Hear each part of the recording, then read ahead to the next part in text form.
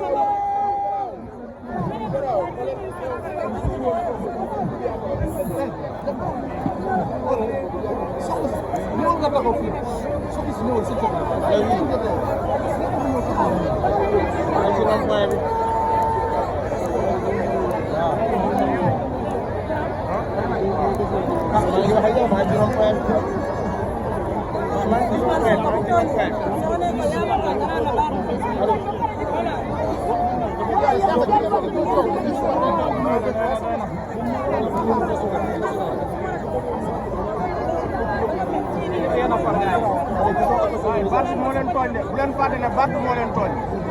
keneen tooñu leen Barth moo leen tooñ